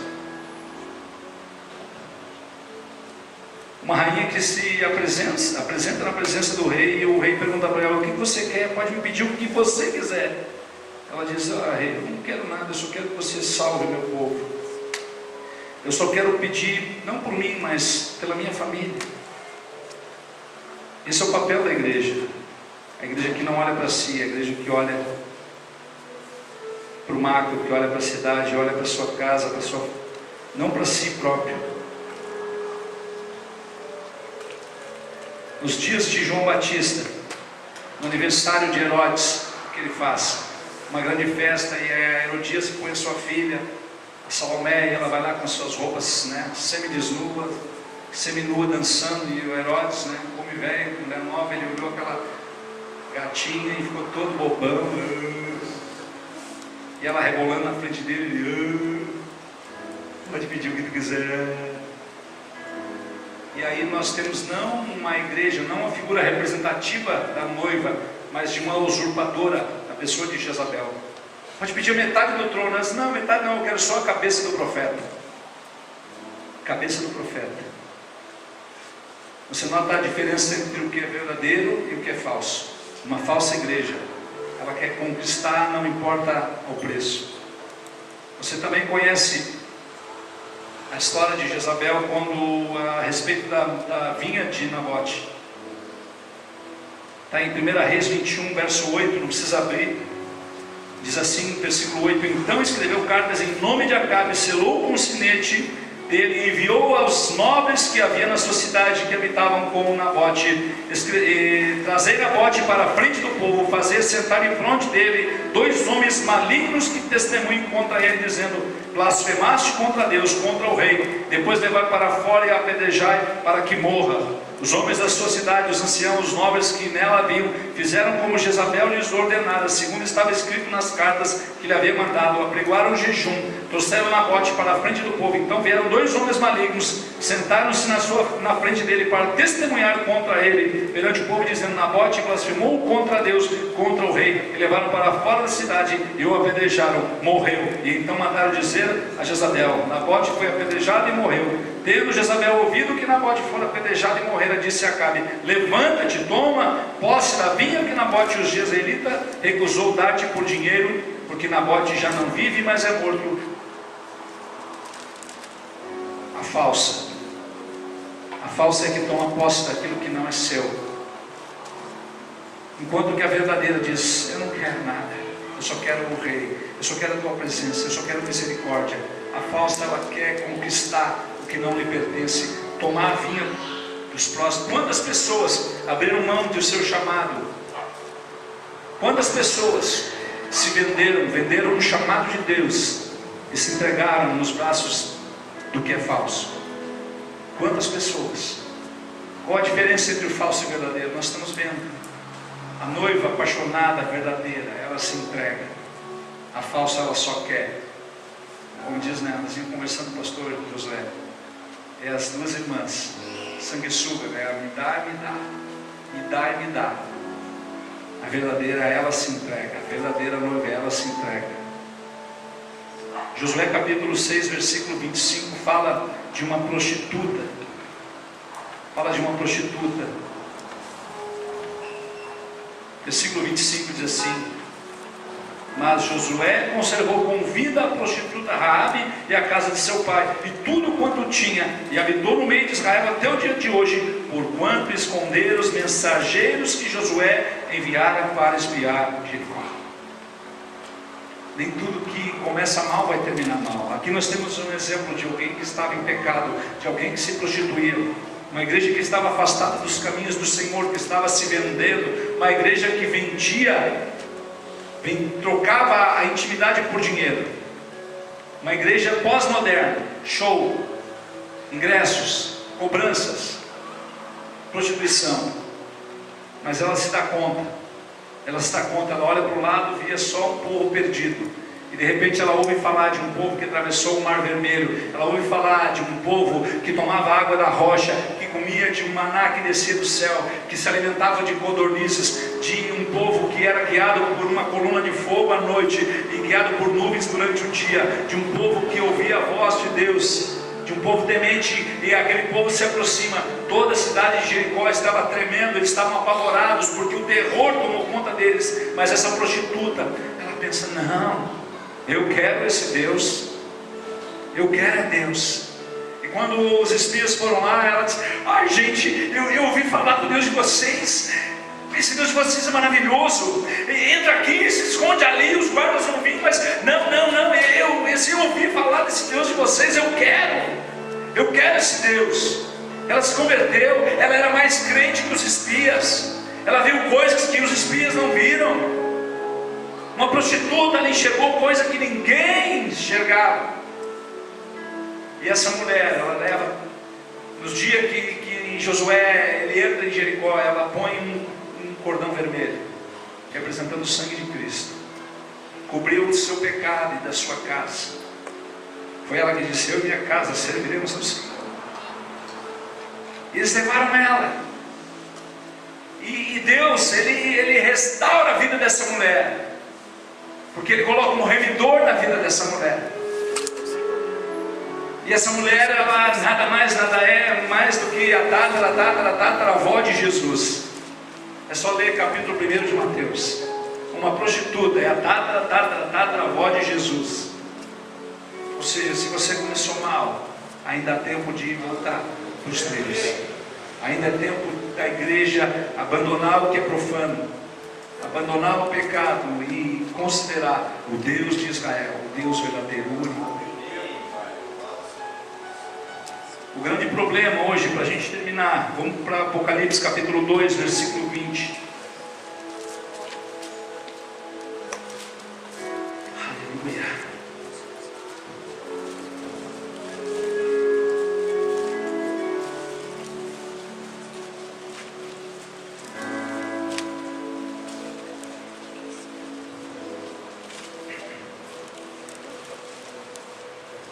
A gente acha que Apocalipse é o fim, né? Na verdade, Apocalipse é o começo. E muitas vezes nós lemos e lemos. Eu imagino que na Bíblia, dos livros que eu mais li, foi Apocalipse.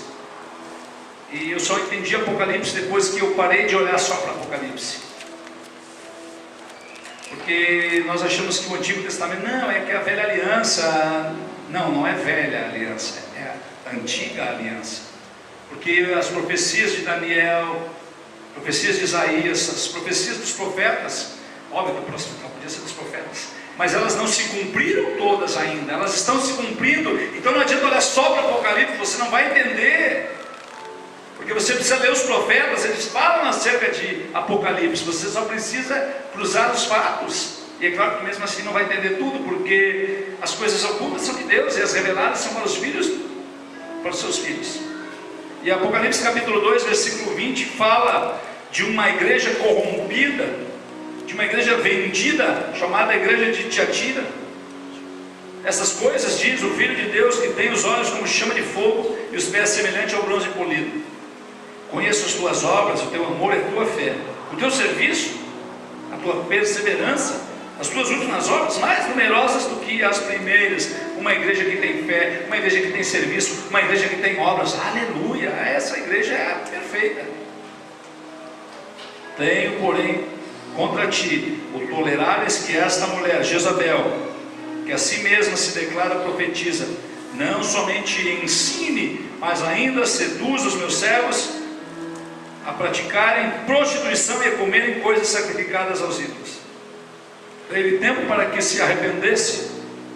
Ela todavia não quer arrepender-se da sua prostituição. Eis que a próxima cama vem como em grande tribulação os que com ela adulteram.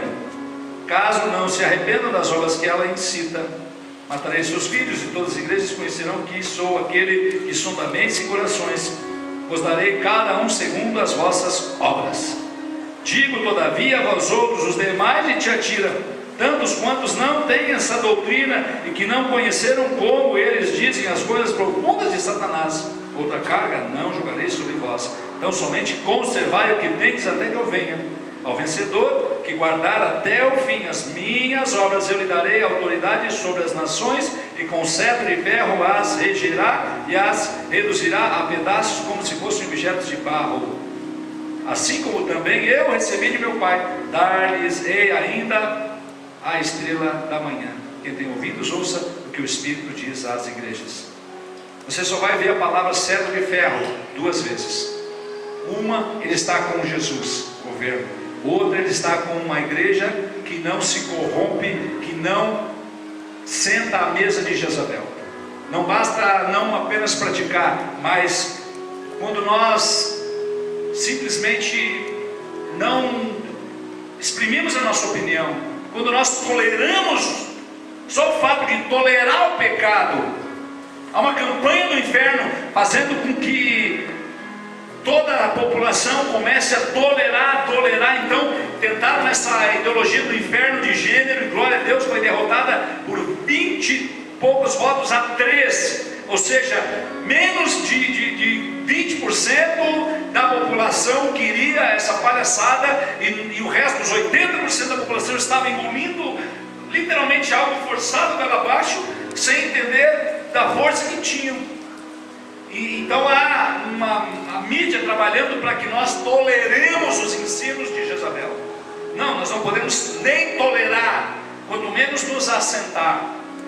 A quem vencer, porque há na mesma igreja, isso aqui não é uma igreja apenas geográfica, não é uma igreja em um tempo específico, isso fala de uma igreja contemporânea, isso fala dos nossos dias, uma igreja que não tolera o que é errado. Ah não, mas nós temos que ser políticos, nós temos que ser educados. Sim, temos que ser educados, mas não compactuar, não tolerar os ensinos mentirosos de Jezabel. Porque ao vencedor darei o que? Um cetro de ferro. Somente Jesus e uma igreja vencedora é que vão ter o cetro de ferro para governar e reger as nações. Nós vamos reinar com Cristo. Há um milênio onde a igreja vai governar com Cristo. Os vivos, nós reinaremos com Cristo. E esses que não toleraram esses falsos ensinos vão reger com cetro de ferro. Você não é apenas chamado para ser salvo. O salvo é o mínimo. O ladrão na cruz, ele estava lá e ele se converte, ele vê aquele homem padecendo sem murmurar, sem reclamar, ele percebe a santidade e ele olha para Jesus e diz: Senhor, quando tu voltares em tua Basileia. O ladrão, ele tem uma revelação que quase ninguém teve, nem os apóstolos tinham uma revelação. Ele diz: Senhor, quando tu regressares, ele está olhando para um moribundo desfigurado, todo desfacelado, lanhado, sangrando, e ele diz: Senhor, quando tu voltares em tua Basileia, quando tu voltares em governo no teu reino, Basileia, a palavra que aquele homem usa, lembra-te de mim. E Jesus olha para ele: ainda hoje estarás comigo no paraíso. Jesus não disse: não, você vai governar comigo, você vai regir as nações. Não, porque aquele homem, ele não tinha galardão nenhum, ele foi salvo. Um ladrão foi salvo, ele roubava carro, ele fazia horrores, vocês nem têm ideia. Mas Jesus olhou para ele: ainda hoje estará comigo no paraíso. Jesus não disse: não, você vai governar comigo, você vai reger comigo. Não, porque o reino dos céus é tomado por esforço. Jesus fala para os discípulos, olha, ele está falando acerca de João Batista, ele está dizendo assim: dos nascidos de mulher, ninguém é maior do que João Batista. Ah, mestre, mas Abraão, não, eu estou dizendo ninguém. Ah não, mas Moisés, Senhor, Moisés era maior que João. Ninguém, cabeções, ninguém é maior do que João. Ou seja, dos profetas, não, ninguém, nem Elias. Ah, mas Elias foi arrebatado. Enoque, o Senhor levou para si, também não. Jesus disse: ninguém é maior do que João, mas no reino dos céus, o menor é maior que ele. Aí os discípulos deram um nó na cabeça. Como assim? O reino dos céus é tomado por esforço. Os que se esforçam se apoderam.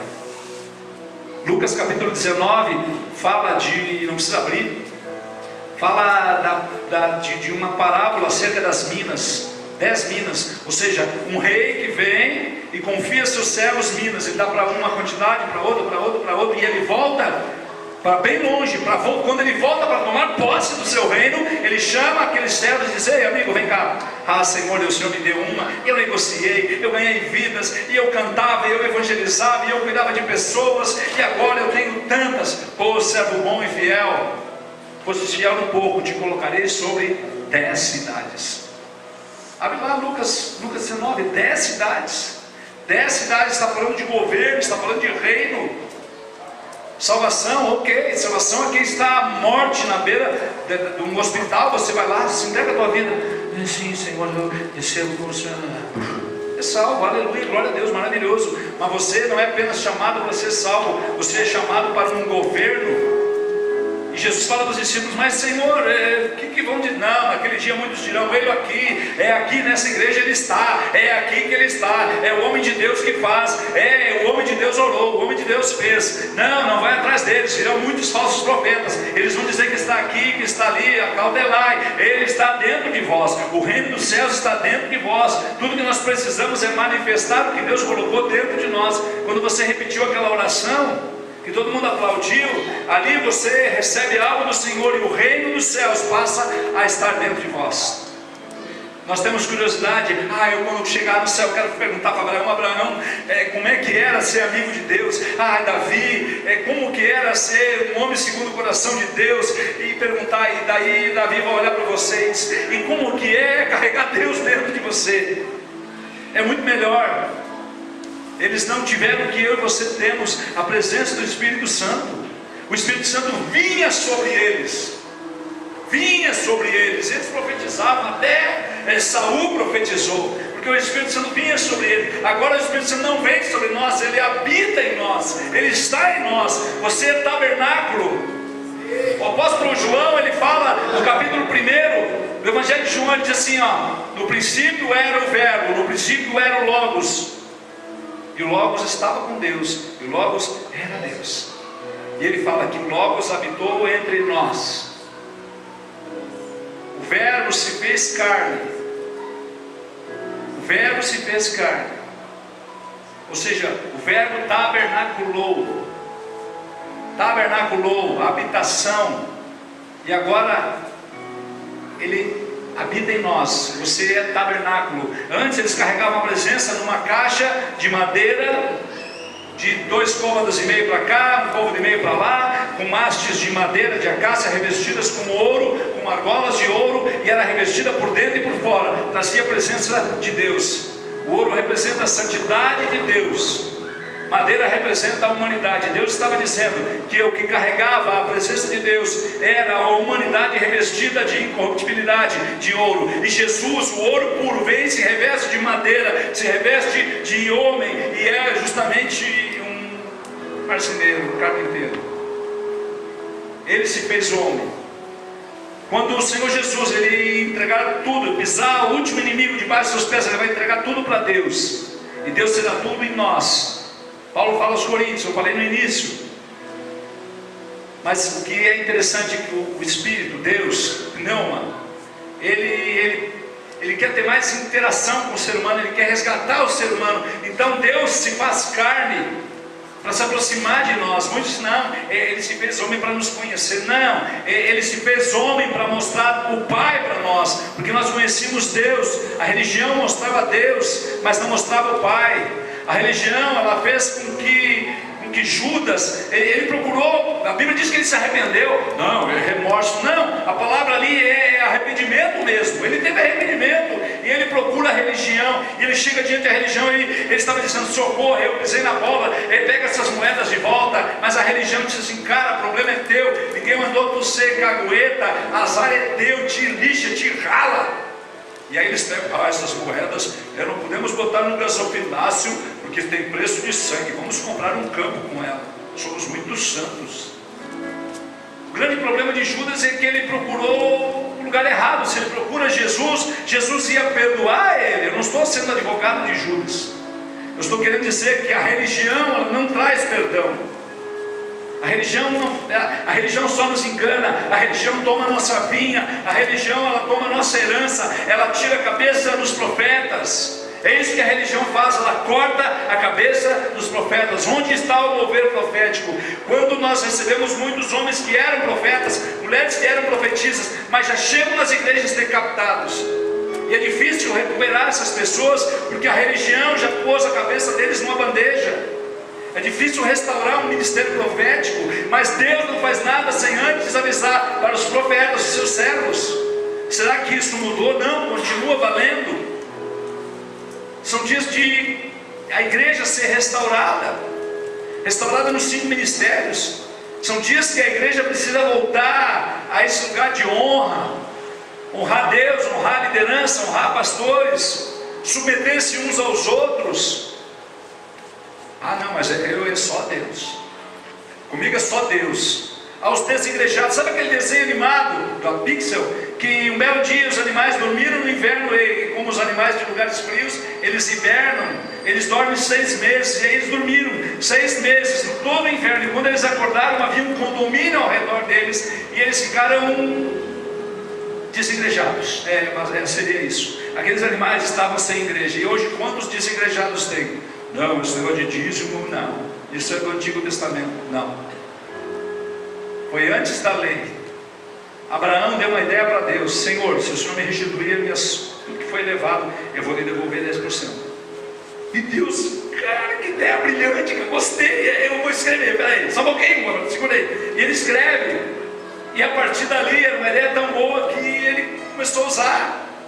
Só que no reino você não dá 10%, 10% é para os fracos. No reino você dá 100%. Você dá seu tempo, a sua vida, a sua juventude, os seus sonhos, os seus projetos, porque o reino dos céus é tomado por esforço. Agora, se você quer governar na terra, você pode olhar para a terra. Agora, se você quer governar com Cristo Jesus, é melhor ter o pé na terra, mas o olho no céu, sabendo que é um governo celestial. E agora para encerrar de verdade, Mateus 25 não precisa abrir, agora eu vou encerrar mesmo. Diz que, eu vou abrir lá, Mateus 25. Você pode abrir também, se você for rápido. Aleluia, dou-lhe uma. Meu Deus, cadê o Mateus? Roubaram Mateus 25. Senhor, misericórdia.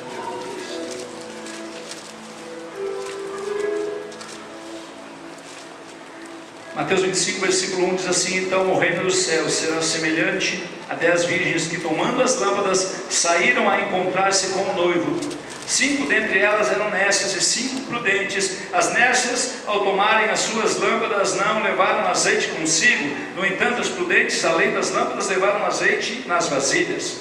E tardando o noivo, foram todas tomadas de sono e adormeceram. Quantas dormiram? Todas. Quantas tinham óleo reserva? Metade. Nós estamos falando aqui de uma igreja. Não estamos falando aqui do descrente, estamos falando de crentes. As 10 eram crentes, algumas até cantavam na igreja, outras eram diaconisas, eram umas meninas que estavam na obra. 10. Só que 10 elas buscavam mais, oravam mais, elas vinham nas reuniões de oração. As outras elas iam só quando era o dia da escala delas cantarem. Mas o pastor gostava muito, ele sabia: eu não posso perdê-las, então deixa elas cantar sem orar. Assim, metade. Porém, as 10 dormiram. As 10 dormiram. 100% da igreja dormiu. 100% da igreja, o noivo estava voltando, batendo as portas, e todas dormiam.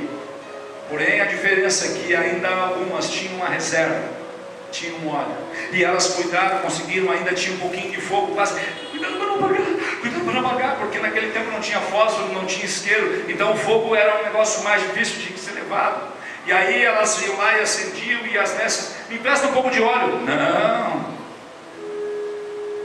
Resumindo, as 10 dormiram. Isso fala dos nossos dias. Dos nossos dias, são dias que nós precisamos despertar. Paulo, quando ele dá instruções acerca da Santa Ceia, ele diz que a igreja não discerne o corpo. A igreja não discerne o corpo. Como assim? Aquele cálice, aquele pãozinho pequenininho? Não. Quem é o corpo? Eu e você somos o corpo. O que é discernir o corpo? É entender quem é quem. É entender o que o meu irmão precisa. Se ele precisa de um abraço, se ele está necessitado de algo, ou se ele está com problemas, o que? Discernir o corpo é saber como está o meu pastor. Ele é corpo, só que ele é mão, ele é aquele que está com uma função aparentemente mais nobre. Mas a Bíblia diz que aquele que não sou nobre, Deus dá mais honra ainda. Ou seja, Davi, como o pastor Josué estava me dando uma aula de geografia, de teologia, geografia bíblica. Quando Samuel esteve na casa de Jessé, Davi estava a 85 quilômetros cuidando das ovelhas lá, porque pasto não tinha, saía na esquina pasto, é um lugar, é Palestina.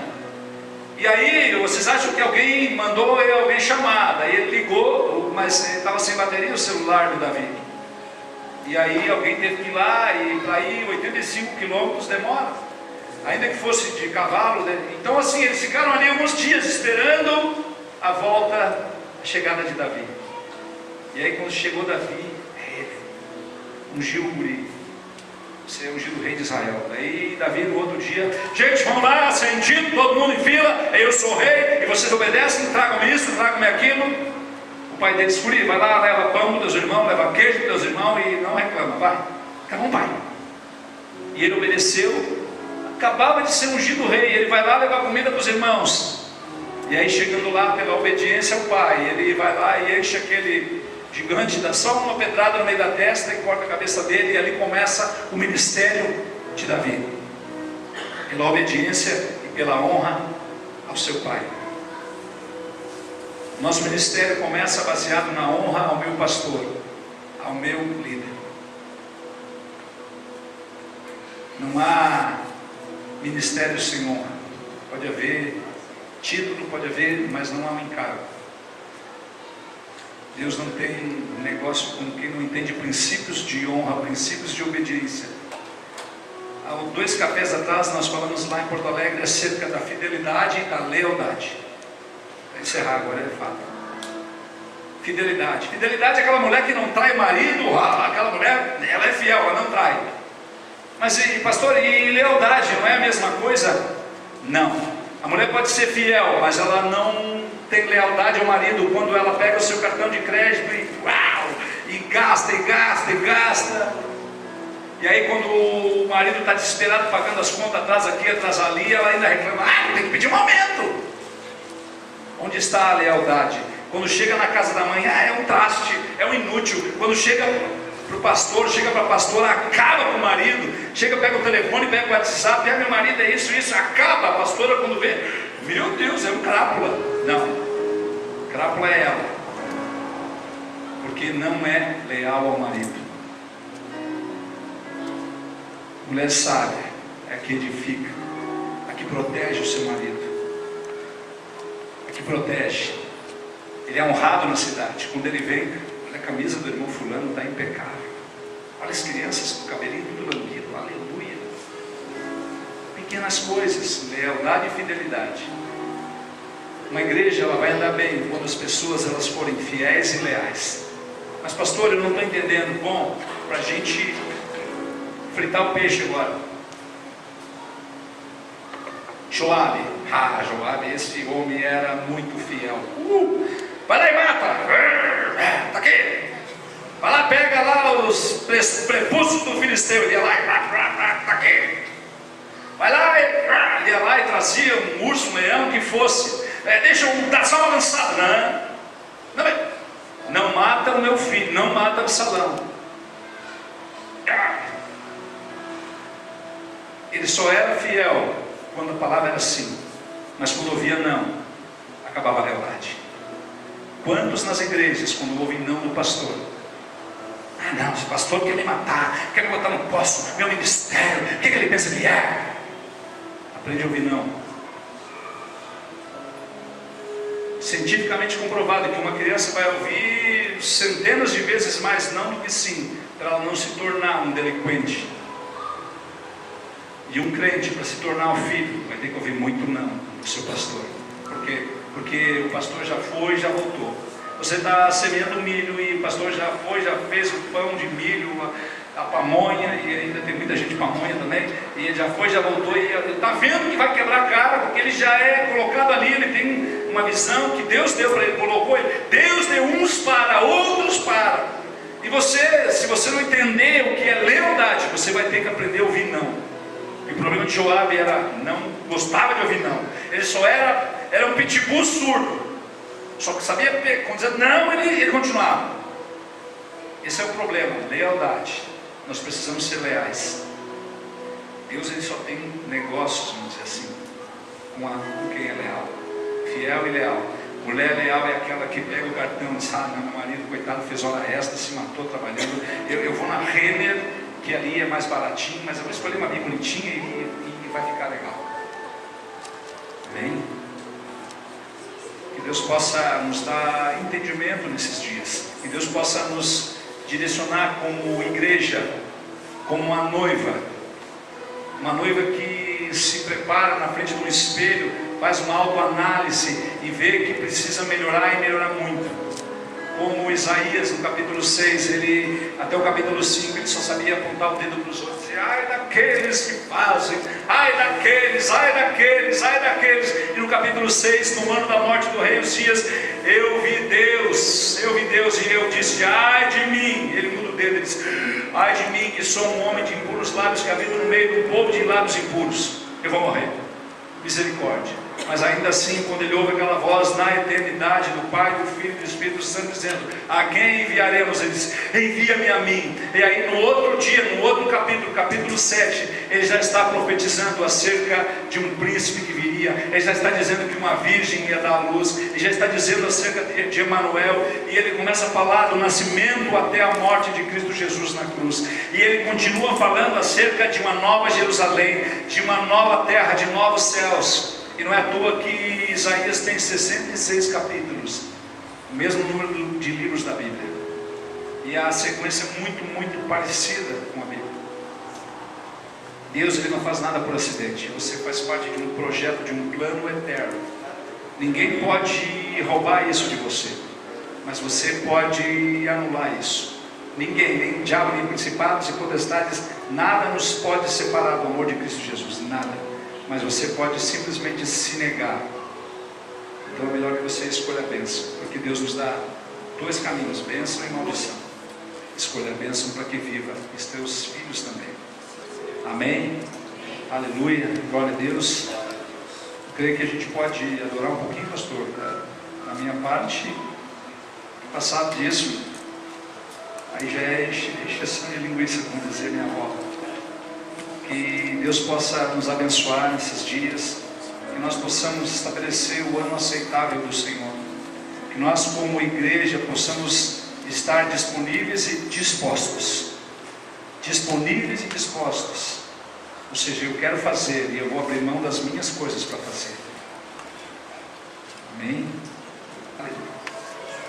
Então, se você acha que Deus falou com você, Deus falou comigo. Eu não vim pregar só para você, não pensa não, eu estou junto nesse negócio. Porque é uma espada de dois gumes, ela corta para lá, corta para cá. Amém? Se você quiser chegar mais pertinho para a gente orar, vem mais pertinho. Vamos mais perto, vamos estabelecer profeticamente um ano de unidade. O que nos une não são quatro paredes, o que nos une é o propósito, e o propósito ele é além das paredes. O propósito tem que nos unir além das paredes. O propósito é chamarmos para fora. Qual o propósito? Por que estamos aqui? Há um propósito nisso. Você não veio para o pastor ver, saiu na foto. Eu preciso ir, eu tenho que sair na foto. Não, você não tem que sair na foto. Você tem que estar no propósito, no coração do Pai. Oh Deus, Pai amado, em nome de Jesus.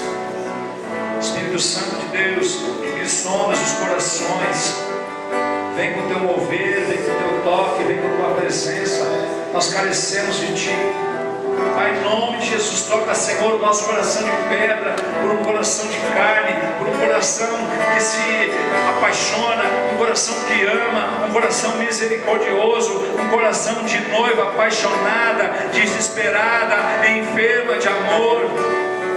Espírito Santo, Tu que convence o mundo, nós que somos a igreja não precisamos mais ser convencidos do pecado, da justiça e do juízo, mas Tu, Espírito Santo, intercede por nós. Nós não sabemos nem orar como convém, mas com gemidos inexprimíveis, Tu, Espírito Santo, intercede por nós. Tu sondas o coração do Pai. Espírito de Deus, traz no coração do Pai aquilo que nós precisamos para nós, para o nosso coração, em nome de Jesus. Entre as suas mãos, adore ao Rei, adore. Não se disperse,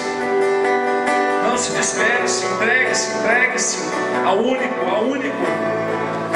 Diga a Ele: Senhor, eis-me aqui, envia-me a mim. Eis-me aqui.